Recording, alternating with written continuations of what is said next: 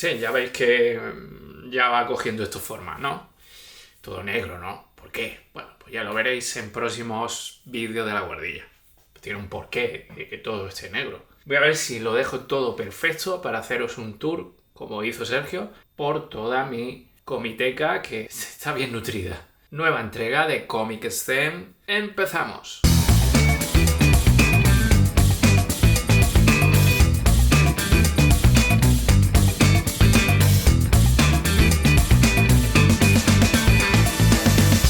Como siempre en Comic Zen os pondremos el vídeo de nuestro patrocinador que es Comic Bagel, pero antes os quiero enseñar qué me ha llegado este mes, que con tanta reforma y tanta caja por aquí de quita caja, saca cómic, pon cómic, tira la caja, pues al final se está haciendo complicada la lectura y más viendo las dimensiones de lo que nos acaban de mandar. Uf.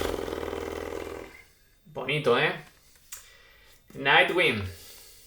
La etapa de Rebirth. Omnibus de Rebirth con Tim Seeley, Tom King, Javier Fernández, nuestro Javier Fernández, maravilloso Javier Fernández, Bernard Chan y algunos más. Un montón de autores. Estamos hablando de 1000 y pico páginas de tomaco Omnibus, que daré cuenta de él y os diré qué me ha parecido. Yo no he leído esa fase, esta etapa de Nightwing, y bueno, vosotros si la habéis leído, pues ya podéis dejar en comentarios qué os ha parecido, antes de que yo en el próximo vídeo os hable de esta etapa que le tengo muchísimas ganas. Para cualquiera que lleve tiempo comprando cómics estadounidenses por internet, Comics Bagel es un sueño hecho realidad. Por 6 motivos. Primero, un servicio de atención al cliente de 10. No hay correo que les mandéis que no respondan en un plazo de un par de horas. Segundo, porque cuando os llega el material es a prueba de bombas la caja. La abrís, empezáis a sacar papel, relleno, y cuando llegáis a los cómics están envueltos en plástico de burbujas, garantizando así que el daño que puedan recibir sea nulo. Sea nulo, a no ser que, punto 3, hayáis comprado alguno de los cómics que suelen tener gradados según daño con el que a ellos les ha llegado, y que en ese caso estarán rebajados entre un 15 y un 25%. Y esto contando con precios que ya están muy rebajados con respecto al de portada. Cuarto, gastos de envío gratuitos a toda Europa. Quinto, muchos métodos de pago. No solo el compro y pago, sino el compro y pago en 3 meses o compro y pago durante 3 meses y a la finalización de esos 3 meses recibo mi TVO que ha estado apartado desde el minuto 0, desde el minuto en el que hemos elegido esa opción de pago, nos han apartado el cómic y cuando terminamos de pagar esos 3 plazos nos lo mandan, algo que me parece una genialidad. Y sexto y último, un sistema de recompensas que creo que no tiene ninguna otra tienda de cómics en Europa, que va acumulando puntos por cada compra que hacéis y que podéis canjear por dinero en la tienda cuando queráis. ¿He dicho 6? No, son 7 las razones por las que tenéis que comprar en Comics Bagel. Y la que se me estaba olvidando era la que quizás os llame más la atención. Y es que si utilizáis el código que ahora mismo aparece sobreimpreso en pantalla, obtendréis un descuento de 5 euros en una compra de más de 50 solo una vez por usuario. Algún límite tenía que tener esta ganga. En serio, con todas estas razones, ¿quién no se lanza de cabeza a comprar en Comics Bagel? ¿A qué estáis esperando? Asombroso Spider-Man. Seguimos con el Marvel Premiere, ya sabéis, ese formato de Panini que lo que hace es recopilar antiguas sagas ya editadas previamente, o bien en grapa o en grapa con lomo, como ya sabéis, Spider-Man, de una forma bastante irregular, con grapas y luego grapa con lomo, en fin. Posiblemente esta no sea la mejor etapa de Spider-Man, como ya lo hemos comentado. Posiblemente no, es de las peores. Para mí sí. Y es que Zeb Wells, no sé si lo tuvo fácil dentro de lo que era el plan editorial de Marvel con Spider-Man, es quitar a Peter Parker y poner a Ben Reilly con ese Spider-Man patrocinado, sponsorizado o abanderado por la gran empresa Beyond. Pues no sé si fue el planteamiento más, ya no digo original, sí digo ajustado a las necesidades de nosotros como lectores del Cabeza de Red. Yo llevo leyendo al Cabeza de Red muchísimos años, décadas. Hay ciertas cosas que ya a uno le cansan.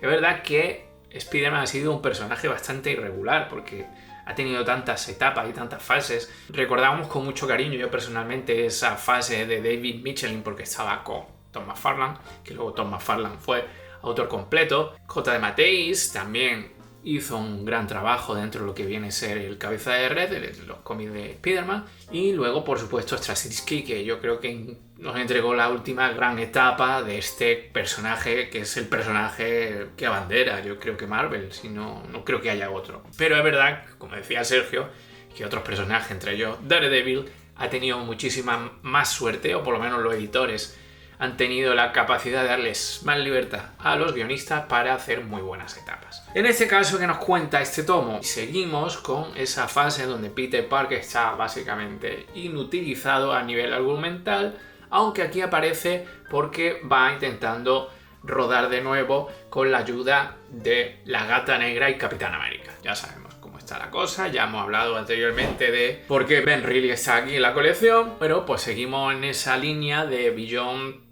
controlando todo el cotarro, todo huele muy mal, sabemos que esto va a terminar mal, es que es previsible, y encima los personajes que llevan Beyond son personajes que es que se le ve a la legua, que te la van a liar tarde o temprano, y Ben Reilly, pues al final, pues ya veremos, no en este tomo, dónde termina, que ya lo hemos visto en la serie, y se está viendo mes a mes, en la serie regular de Spider-Man, que ya sabéis que está previa a la entrada de Joe Kelly y Pepe Larraz, una etapa que estamos esperando con muchas ganas. Aquí está la Duende Reina, que es un personaje que viene de la época de los 90, realmente es Ashley Kafka, un personaje que ha dado muchos tumbos según las etapas de Spider-Man, de hecho murió, luego la convirtieron en un clon, no duró mucho, la etapa fue precisamente la etapa de Dan Slott, y bueno, es un personaje de estos secundarios que nadie repara en él y que luego aparece, que alguien rescata y dice, bueno, pero si está ya muerto 20 veces, bueno, da igual, no importa, es Marvel, seguimos, la hemos remodelado y ahora es la Duende Reina. Tú lo lees y dices, si es que da igual, si es que es Spider-Man.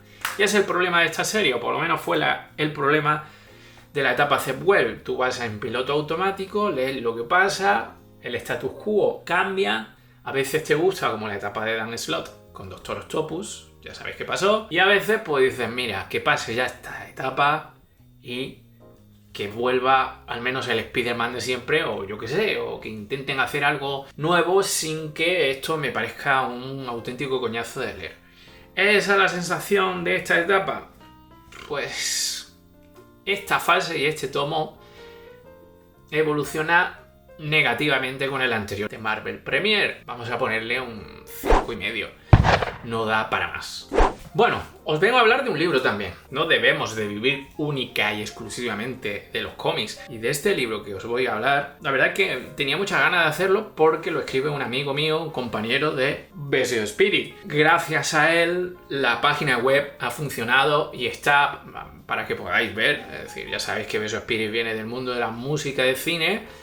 Y empezamos con un montón de reseñas y entrevistas a grandes compositores de música y de cine. La página web estaba desarrollada y en mantenimiento continuo a nivel técnico gracias a una persona que es Felipe Mújica. Y Felipe Mújica es un entendido absolutamente del cine asiático, es un crack. Ha escrito muchísimas publicaciones, ha sido responsable de Tim Burton's Town, que es una página web donde él disfrutaba de lo que es uno de sus directores favoritos, que es Tim Burton. Y por supuesto ha realizado muchísimas publicaciones relacionadas con el cine asiático, como Japan String o Explosión Anime. Y aquí nos llega un libro que prometía bastante, porque creo que era como un salto a nivel editorial del propio autor. Viene lanzado por Diablo Ediciones, que es una de las editoriales más interesantes dentro del panorama divulgativo de nuestro país. Ya estaréis viendo imágenes de lo que es el libro. Y el libro está centrado en Akira, pero no se centra exclusivamente en Akira. Su abanico a la hora de tratar temas es bastante amplio. Empieza desde ese origen súper interesante de lo que es el cine de animación japonés, desde los orígenes, con películas que muchas de ellas nos fascinaron en la época de los 80, luego la explosión del propio anime, que se dio principalmente a esta obra maestra que es Akira, y habla del autor, de Kazuhiro Otomo, de todo lo que ha hecho a nivel autoral, no solo anime y películas de animación, sino también cómic. Y ahí, bueno, pues tenemos una sección muy interesante centrada en el cómic, en el manga de Akira, que es previo a la parte ya que podríamos decir más importante del libro, que es el desarrollo de la película. Pero a mí me interesa hablar de cómo escribe Felipe, porque Felipe sabe escribir muy bien.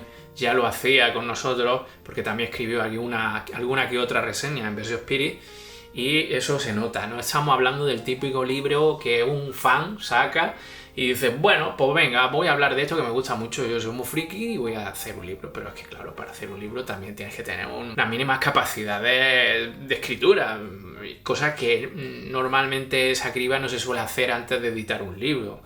Se predispone el valor comercial que pueda tener ese libro, y muchas veces nos encontramos libros que uno compra y dice, madre mía, si es que el autor debería de saber escribir, debería de ir a clases particulares o volver a la escuela. No es el caso de Felipe, el texto es súper directo, súper ameno, está muy bien escrito, y ya veréis que os vaya a beber el libro enseguida porque es súper interesante todo lo que dice. Y bueno, y si tenéis esa edad, que tenemos ya algunos, pues oye, pues va a ser muy chulo ver sobre todo los primeros capítulos que te hablan sobre ese principio de la animación, principalmente ochentero, con un montón de series de televisión, no solamente japonesas, sino coproducidas entre Japón y otros países, que fue un poco ese caldo de cultivo que llevó a que al final se estallara el mundo anime. Fue un estallido espectacular gracias, como vuelvo a decir, a Akira. Importante también la gran diferencia que hay entre el manga y la película, porque la película era muy difícil de conseguir, de hacer, técnicamente obra maestra, yo creo que en general obra maestra, pero al final ya sabéis que era complicado de terminar porque era muy difícil condensar todo lo que pasa en el manga, un manga bastante denso, bastante complejo, en una película de 2 horas. Pero bueno, ahí está, fue obra maestra sin duda alguna, y sigue siendo un poco como la Biblia del anime. Y aquí está este libro indispensable de Felipe Múgica. Súper recomendado. Esto es un 9,5. Panini y un cómic maravilloso que yo estaba deseando leer porque dije, si es que esto es necesario. Es súper necesario poder ver qué pasa cuando Pantera Negra se enfrenta a los depredadores, ¿no? Reconocerlo, es que no podíamos vivir sin este enfrentamiento. Benjamin Percy, no sé qué estaba pensando, necesitaba pensar, diría, necesito pensar para hacer este cómic. Y Chris Allen tampoco es que ayude mucho el dibujante, porque bueno, sí, está muy bien, muy barroco, todo muy recargado, pero narrativamente una puñetera locura. Esto no hay quien lo entienda. No lo entiende uno porque hay planteamientos de viñetas que, por más que esté recargado, no quiere decir eso que esté bien narrado. De hecho, cuando está tan recargado, a no ser que sea un grandísimo narrador gráfico, casi siempre te va a meter la hostia, porque es muy complicado narrar con tanta imagen buscando el impacto visual. Pero bueno, lo que nos trata de contar Benjamin Percy es que no tiene mucha enjundia. Tenemos como varios depredadores que se enfrentan a posiblemente uno de los hunters, de los cazadores más importantes del planeta Marvel. Por supuesto, están en Wakanda y los depredadores entran en Wakanda a pesar de todas las medidas de seguridad que tienen. ¿Por qué? Porque tienen una grandísima tecnología. Se ven ahí una serie de depredadores y el depredador protagonista, podríamos decir, pues tiene una serie de minusvalías, vamos a decirlo, pero tiene una capacidad para desarrollar a través de su intelecto una serie de creaciones que eviten o eliminen esas minusvalías. Vale, muy bien. Hay 2 enfrentamientos claros durante el final de la trama, no voy a decir más, y que focaliza la atención en 2 planos. Eso ni mejora ni empeora lo que viene a ser el relato. El relato no es bueno, es un relato mierder, pues esto tiene un 4. Si lo queréis, pues allá vosotros. Vamos, que podéis vivir sin esto y un poco desastre. Pero bueno, lo queréis comprar. Ninja vs Roku. Estamos en Monstruos, lanzamiento previo a lo que viene camino el renacimiento de todo el universo Valiant. Están echando mucha carne en el asador la gente de Monstruos. Genial, porque a mí me encanta Valiant y creo que lo están llevando a terrenos bastante atractivos a nivel de frescura. Algo que puede ser que DC y Marvel no esté haciendo. Y eso hace que muchos de vuestros comentarios, sobre todo en los vídeos que llevamos haciendo sobre las grapas, formato comic books, bueno, pues está diciendo que esto cada vez va peor y que, bueno, que es un puñetero desastre cómo está el panorama comiquero actual. No estoy muy de acuerdo en generalizar, porque nunca me ha gustado generalizar. Soy una persona con cierta mesura, no en la colección a nivel de coleccionista, como ya veréis o estáis viendo o estáis dándonos cuenta, pero sí en el pensamiento. Yo creo que hay que ser un poco más moderado y no generalizar. Pero es verdad que valían ganas de goleada con la forma en que se narra. También es un universo que empezó a crearse al borde de los tiempos gracias a guionistas, no era como Image. Y bueno, eso se nota, o sea, siempre han intentado darle cariño a sus historias y en este tomo se nota. Ahora bien, tengo que decir una cosa, el título del tomo, que es un tomo bastante denso, a un muy buen precio, 20,90 para un tomo bastante denso, y no solamente contiene Ninja vs Roku, que da la casualidad que es la miniserie con menos interés para mí. Uno se compra esto pensando que va a haber solamente esta miniserie, pero es que hay otra más que es muchísimo más interesante, K6 Killers, una miniserie de 5 números que nos presenta una especie de escuadrón suicida, personajes bastante diferentes que tienen un mínimo común denominador, un personaje que, bueno, pues que es una piedra angular de todos ellos y que este grupo de asesinos se van a reunir para acometer una misión y ese grupo debe de presentarse porque luego aparece en la miniserie de Ninja vs Roku. Y os digo, me gusta bastante más esa miniserie que la que da título al tomo. Estamos hablando de que esta primera miniserie podríamos darle fácilmente un 8 y la de Ninja vs Roku un 6. Como el precio está muy bien, es muy recomendable este tomo. Obra de un desatado Fernando Dagnino que aquí se sale literalmente. ¿Qué queréis que os diga? Es un crack, este tío, es un crack. Mientras que Emiliano Correa es el principal dibujante de lo que es la segunda miniserie. 8, 6, 7. Ponemos un 7 y bueno, interesante. A mí me ha gustado. Me esperaba bastante menos de este tomo y ya os digo que es recomendable. Bueno, pues tenemos otro Marvel Premiere. Este le tenía ganas porque yo no había leído esta etapa del personaje de Doctor Extraño. Estamos hablando de la muerte del Doctor Extraño. Está bastante entretenida, me ha gustado, el planteamiento es muy interesante. Supongo que sabréis qué pasa con Steve Extraño, el personaje, y cómo continúan con la cabecera. De hecho, la nueva serie de Doctor Extraño tiene un cambio que incluso ya vimos, no digo nada, supongo que ya lo sabéis, por eso no creo que sea spoiler, porque esto viene de antiguo. Pues igual que pasó con Thor, pues tenemos una versión femenina del personaje y ya está, es lo que nos viene ahora. Pero hasta llegar aquí, pues tenemos esta etapa donde Doctor Extraño la pela. Joder, David, es que lo ponen en el título, no digo, pero es que aparte en el primer cómic la pela, o sea, en el primer cómic de la miniserie la pela. Y entonces, bueno, pues no está Doctor Extraño. Bueno, pues sí lo está y no voy a decir cómo, pero es una idea bastante brillante. Obra de Jed McKay. Jed McKay es un tío bastante... ¿cómo definirlo? A veces te da una de cal y a veces te da una de arena. En general, a mí, no sé si qué es lo malo, qué es la arena, ¿no? Lo malo, ¿no? Si hay aire y te da los ojos, te revienta. Claro que si te echan cal viva, vamos a decir que la arena es mala, ¿no? Pues para mí que tiene más arena que cal. O la cal era la buena. Bueno, pues ya me lo decís en comentarios que no me lío. Aquí tenemos la suerte de tener bien. Lo malo, el dibujo. El dibujo es irregular. Tenemos páginas que están muy bien resueltas y otras páginas que dicen, mamma mía, ¿la dibujo yo? Y es obra de Lee Garbett. En fin, es un dibujante que no destacará por su inabarcable cantidad de fans. No es muy espectacular, vamos a ser sinceros. Pero bueno, tiene algunas viñetas que son interesantes. El tomito se cierra con un especial de Spider-Man que lo pone en contacto con Doctor Extraño bastante innecesario, que a pesar de eso yo lo recomendaría. Estamos hablando de un 7, más sorprendido, esperaba menos de esto. La espada salvaje de Conan, tomito número 20, es una historia muy chula.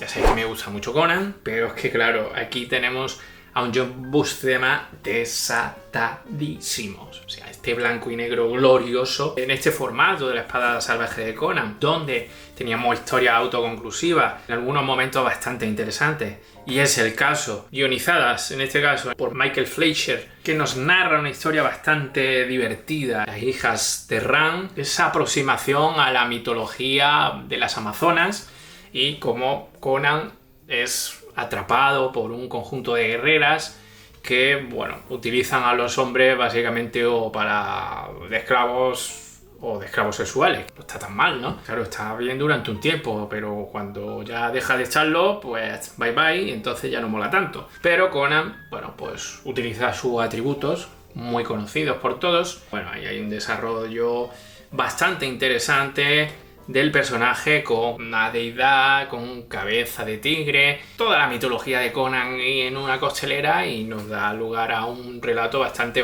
interesante. Es verdad que el Foso de Sangre me gusta un pelín más, y es verdad que el dibujo de las hijas de Ran está un peldaño por encima. Los dos son dibujos de John Buscema. No la última historia, que es una historia centrada en Chain, el personaje de los cabellos dorados, y dibujado por Gil Kane. Aquí adopta un trazo bastante fraseta, siendo el dibujo de Gil Kane lo más interesante porque el guión está un poquito, en fin, un poquito flojo. Pero bueno, es un tomo bastante completo, muy atractivo para los que nos gusta esta cabecera y nos gusta el personaje. Esto tiene un 8,5, y lo mejor, por supuesto, en el balance final es el dibujo de John Buscema, que está a otro nivel. Bueno, ya nos queda poquito para terminar, 2 cómics. Uno de ellos es una debilidad mía. Es el 10º tomo que edita Dolmen, cómic dentro de la línea Fuera Borda. Unos personajes a lo mejor no tan carismáticos ni tan bien construidos como otros surgidos de la revista francesa Spirou, poniendo un poco en situación porque no hemos traído a estos personajes en Comic Zen anteriormente. Pues son 2 personajes que son investigadores privados, escritos por Desbert y dibujados por Will. Will, que era un dibujante que había sido alumno del mítico Gigé. Para aquellos que no lo conozcáis, para mí una de las series más indispensables de él es Tanguy la Verdure, que es verdad que es una serie que a nivel de dibujo empezó Uderzo, con un estilo bastante diferente del que luego o durante estuvo haciendo con Asterix, pero es verdad que Gigé, a pesar de cambiar bastante la estética de esa serie, aportaba una personalidad que creo que la serie se benefició rotundamente. Estaba lleno de personalidad y dibujaba los aviones como creo no dibujaba Uderzo. Bueno, pues Tiffy Tondu se beneficia de un dibujo que a lo mejor no es el de Gil Pupila, que es la serie que más se podría comparar con esta Tiffy Tondu, pero en ciertos elementos sí se aproxima bastante, sobre todo en el dibujo de lo que son los coches, que es algo que le gustaba muchísimo a Tibius, el creador de Gil Pupila. Y aquí Will pues también se desata mucho en el dibujo de lo que viene a ser automóviles, barcos, locomotoras, en fin. Es verdad que su línea en personaje es mucho más limitada, mucho más simple, pero creo que cumple muy bien con lo que viene a ser la narrativa. Y bueno, ¿qué nos trae este 10º tomo? Tenemos 4 tomos, en verdad, aunque también tenemos historias cortas que han incluido dentro de la indispensable, maravillosa, excelsa edición de Dolmen. Aquí, ¿qué tenemos? Pues tenemos la historia de Metamorfosis, El Santuario Olvidado, Jaque Sexti Partido, Programación Peligrosa, El Fin de Tiffy Tondu, Pirata Informático y Sagüestica. Hablando especialmente de los 4 álbumes europeos completos que están contenidos en este tomo. Metamorfosis es una historia la más flojita del tomo, una historia con ciertos tintes fantásticos. Cae un objeto del cielo y ciertos personajes en la sabana africana pues cambian y se convierten en ladrones transformados con ciertas protuberancias en los dientes, parecen vampiros. Bueno, todo un cacao, pero la historia está bien resuelta, está bien llevada y uno se disfruta. Es lo bueno que tiene Tiffy Tondu. Uno se toma muy en serio y al final pues tú como lector tampoco. Pero esta historia es la más flojita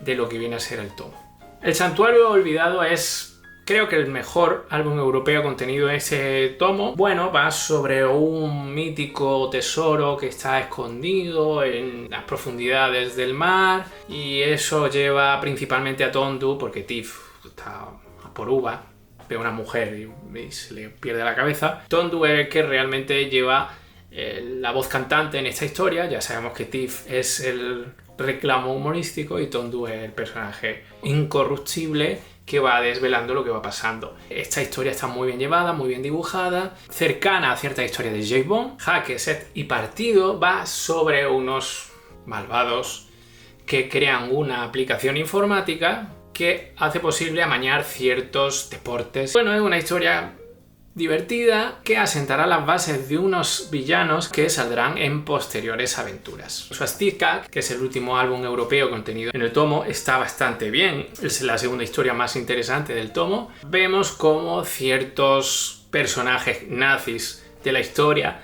pues en verdad no estaban muertos y ya en la vejez buscan establecer de nuevo el Tercer Reich. Lo hacen a través de la búsqueda de un tesoro. Con ese tesoro y ciertos elementos fantásticos, dar el poder de la juventud eterna a estos nazis y por supuesto ahí está Tiff y Tondu que van a intentar desbaratar los planes de estos personajes. En fin, un tomo que sigue la línea de los personajes. Si te gustaron los anteriores tienes que seguir con este tomo porque está muy bien y está en la línea de los anteriores. Un 7. Una de las obras maestras del cómic de superhéroes, que vuelve a editarse en un formato que no ha gustado mucho a muchos seguidores, pero a mí sí me gusta, que es Los Cuatro Fantásticos de John Byrne. Obras maestras Marvel, pues sí, obras maestras Marvel. Esto sí. Must have Marvel, pues no. Mucho must have no tienen, pero esto sí, esto es una obra maestra. Aquí vienen muchas historias contenidas, un dibujo excelso de John Byrne. Estamos hablando de posiblemente la mejor etapa de su vida. Porque sí, la de Patrulla X es memorable, con Chris Claremont, por esas historias inolvidables. Pero es que aquí, como autor completo, está, yo creo que es la quinta esencia de lo que es el cómic de superhéroes. Y encima con 4 personajes, una familia Marvel por excelencia, que son personajes que están abocados a historias de aventuras non-stop. Y esto es lo que viene a ser esta etapa de John Byrne. Es que no hay respiro. Vemos cómo incluso cambia el status quo de algún personaje, como el caso de la Cosa, o incluso descubrimos quién era la tía Petunia. Las historias son súper divertidas, algunas mejores, otras peores. Y hay una historia en concreto que, vuelta a leerla, me ha recordado a Dark City, la película de Alex Proyas, esa película que nos gusta tanto en el canal y que le gusta tanto a Sergio, me gusta tanto a mí. ¿Por qué? Porque el planteamiento es el mismo. El amo de las marionetas con Doctor Muerte hace que los Cuatro Fantásticos sean objeto de una situación muy muy similar a la que acontece en la película de Dark City. Uno se pregunta, ¿Alex Proyas leerá cómics? A mí no me cabe duda, pero ¿leería los cómics de los Cuatro Fantásticos de John Byrne? Pues posiblemente sí. Tenéis que volver a leer esa historia porque a lo mejor estoy un poco divagando y no tengo razón. Decídmelo en los comentarios, pero creo que hay una similitud bastante evidente con Dark City. Es verdad que no todo lo que hay en el tomo de John Byrne. Tenemos 2 cómics, que es el anual de Steve Ditko, que bueno, no casa mucho con el resto del tomo de John Byrne.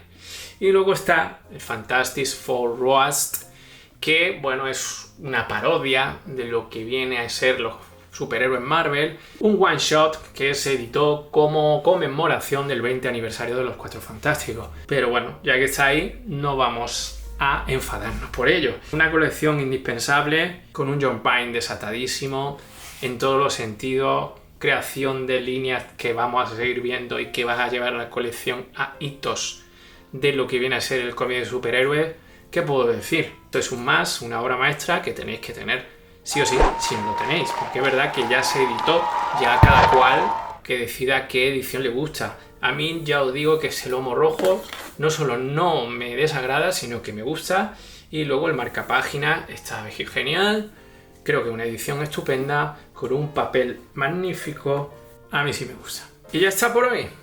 Espero que os haya gustado el programa. Os tengo reservado otro vídeo dentro muy poquito, ya sabéis, con esa novedad que hemos visto en Nightwing, que nos ha mandado Comic Bagel, pero hay una serie de cosas también que estamos esperando. Por supuesto, tenemos que hablar ya de DC, cómo lo edita Panini, que ya todo el mundo está hablando de eso. Poco más, gracias por estar ahí, nos vemos en el próximo vídeo de Comic Stain.